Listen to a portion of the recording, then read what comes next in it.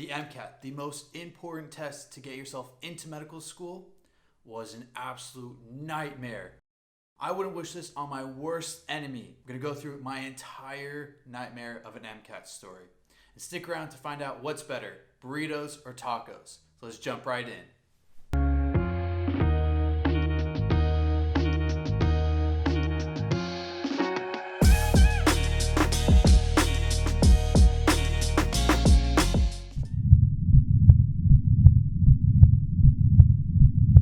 What's up, YouTube? Hope you're having a great day. My name is Jason Krasny.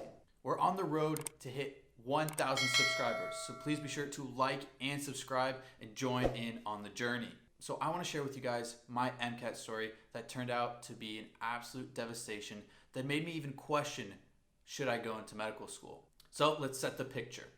I have already taken the MCAT. If you guys watched my previous video, then you'll see what I learned from my MCAT experience and how I prepared for the second test. So let's get into the story of it. I was planning to take the test in April of 2019, but as I'm sure you're aware, COVID came in and ruined all of that. So they stopped sitting people for tests in about March and postponed it until we didn't know when. I'd already been studying for 6 months because I was working full time and I wanted to space it out properly. But then when they stopped administering the MCAT, I didn't know what I was gonna do. Luckily, I just kept studying my material, kept getting stronger and stronger on the material and my test taking ability. They opened the exam up in June and I registered right away. So I come in prepared as can be to take this test. I thought that I was gonna get the perfect score. I thought I had it all locked in. So I walk into the testing site. My mind is sharp and ready to go. I'm so prepared with snacks, with everything that I need. So I go through the security check. They have me take out my pockets to show there's nothing in there. They check my glasses to make sure that those are fine. So I walk in to sit down at my computer. And all the instructor says to me is, take a seat and let's prepare. I'm gonna log you in and then you'll be ready to go.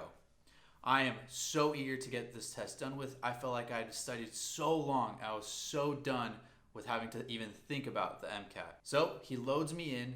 I see the black screen come up and it shows a little loading symbol. And the test administrator says, just give it a minute, it'll be just fine.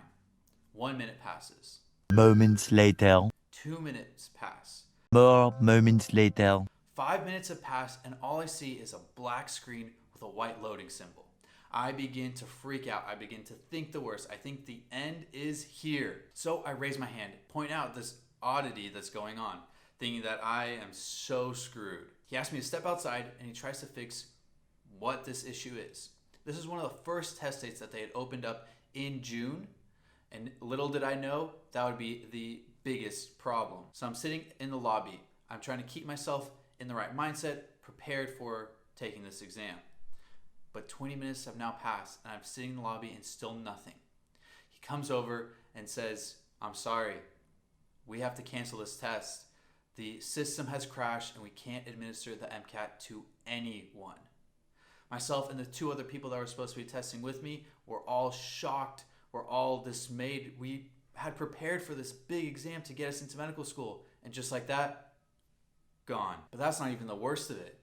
I'd come back home, freaking out, not knowing what I was gonna do, so I called AAMC to try to get this all sorted out, to reschedule myself for the exam. Now, the big issue that I had was I was taking my exam on Friday. That following Monday, I was moving to Washington, D.C. to start my fellowship at the FDA. So how was I supposed to take a test between Friday and Monday at my home in Los Angeles? Being on the phone with AAMC was a headache. Apparently, there were so many other people that are going through the exact same thing. Their phone lines were backed up and no one was able to answer the phone. One eternity later. I was finally able to connect to someone who registered me to take a test in Washington, D.C. that following Saturday. Now, what was I supposed to do between trying to take the test on a Friday and taking the test that following Saturday?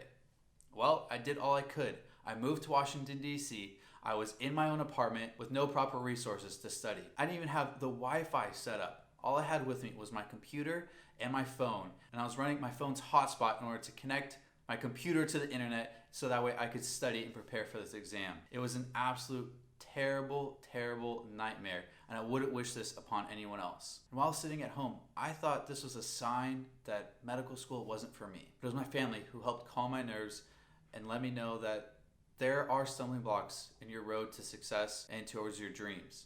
Don't let those be the end of your dreams. They're something that you can overcome. So that's going to be my message to you guys. There are stumbling blocks. There are things that are going to stop you along your journey to success, to your goals and your aspirations.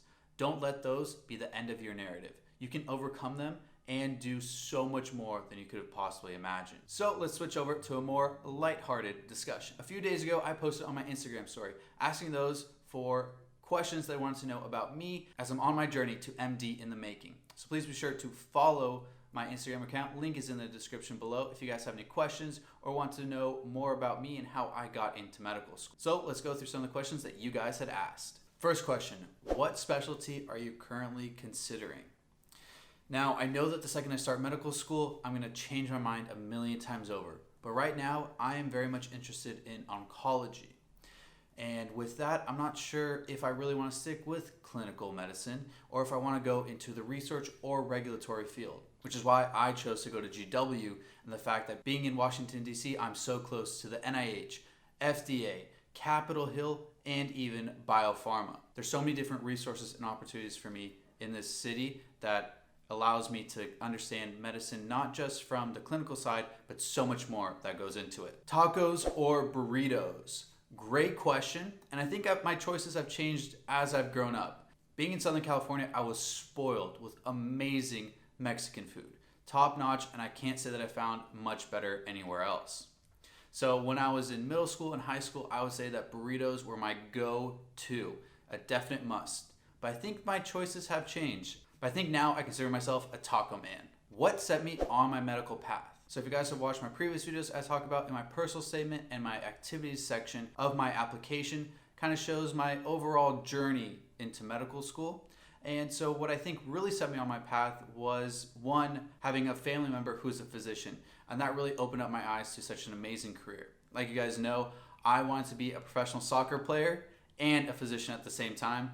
Now, one of those didn't work out, and I'll let you guys decide which one. Next question, what is my hair and eyebrow routine? Now, this has changed because of COVID and the restrictions in going out and whatnot. So back home in California, I had my barber who I've been going to for over 5 years now. He is my guy, my go-to man who I trust with my hair. But being that I wasn't able to see him during the restrictions and lockdown, I learned how to cut my own hair. And I'll leave a link in the description to the products and the special buzzers or cutters, I'm not even sure what the right word for it is, on how I cut my own hair and how I've perfected it over time. If you guys want to see how I even cut my own hair, leave a comment down below and I'll be sure to make another video for it. Next, what do I like to do for fun? Well, being born and raised in Southern California, going to the beach was an absolute must for me.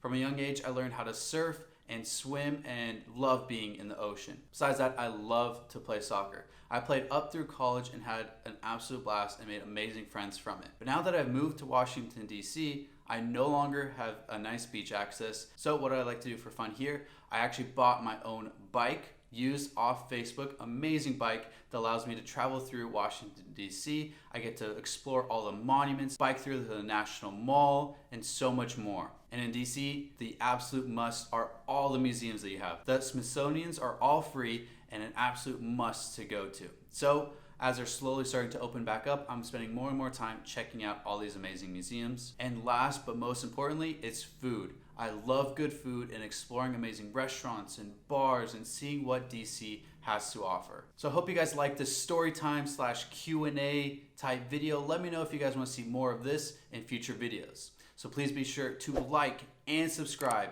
and hit that post notification bell. I'm trying to get up to 1,000 subscribers, so let's make it happen. And as you guys know, let's be ready to embark on the journey of MD in the making.